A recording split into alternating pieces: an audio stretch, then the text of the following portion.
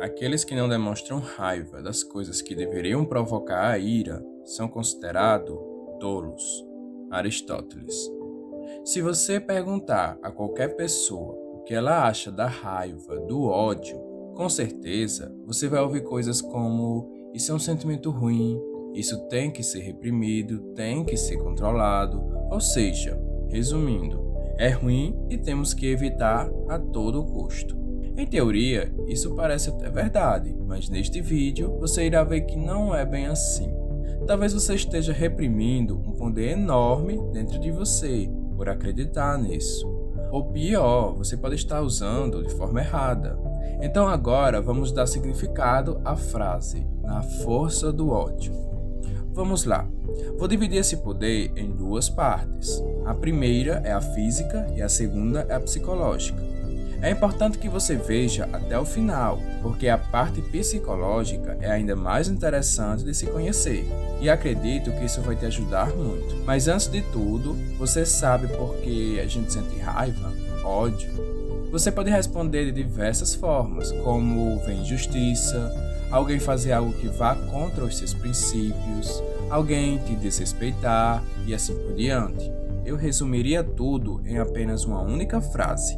Você sente raiva quando as coisas não foram ou não estão indo como você esperava. Ou seja, quanto menos controle você tem da situação, mais raiva você sente.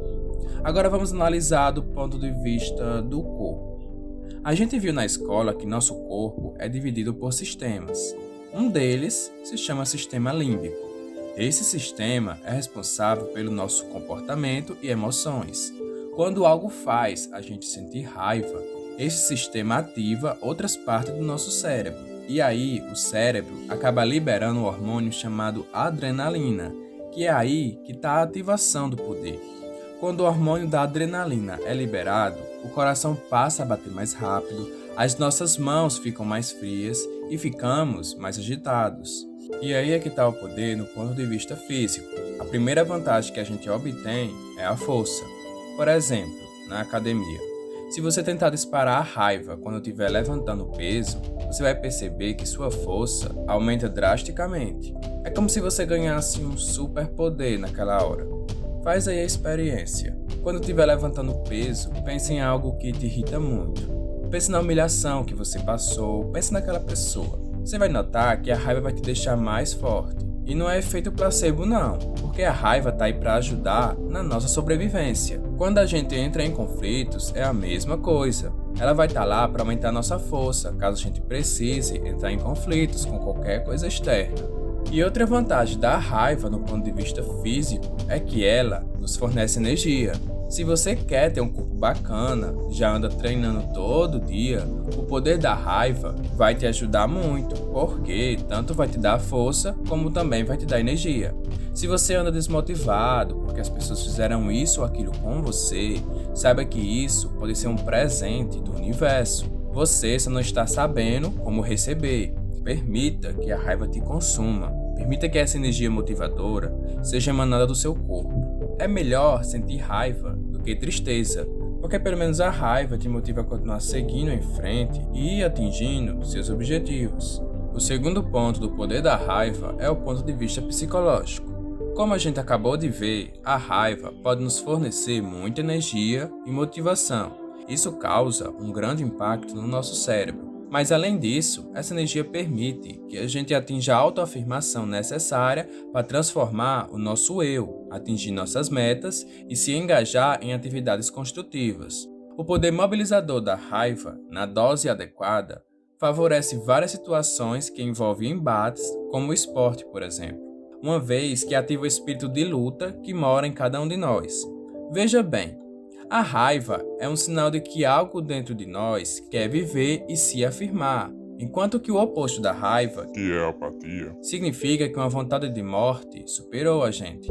Mas o problema é que a gente acaba enfrentando o seguinte: como a gente poderia usar a raiva de forma construtiva, evitando as suas tendências destrutivas? Sim, assim como qualquer poder, a gente tem a opção de utilizar de forma indevida. Como já sabemos que a raiva pode ser bastante poderosa, não é muito difícil perceber que ela pode ser muito destrutiva também. Tanto pode ser destrutivo do ponto de vista externo, permitindo que a gente possa chegar a fazer atrocidades ou literalmente destruir o ambiente, como também do ponto de vista interno, reprimindo ela. Porque quando a gente passa a reprimir a raiva, ela deixa de ser um poder e passa a se tornar um veneno que vai nos consumindo pouco a pouco. Mas neste vídeo não quero focar nisso, mas talvez em outro vídeo eu possa falar mais sobre a repressão da raiva, o sentimento de impotência e a raiva utilizada de forma indevida. Mas voltando aqui, analisando ainda pela perspectiva psicológica, a raiva é um sentimento extremamente poderoso. Olha isso, é só você lembrar de alguém ou alguma situação que já é o suficiente para que a raiva seja despertada da mesma forma que você despertou quando aquilo aconteceu.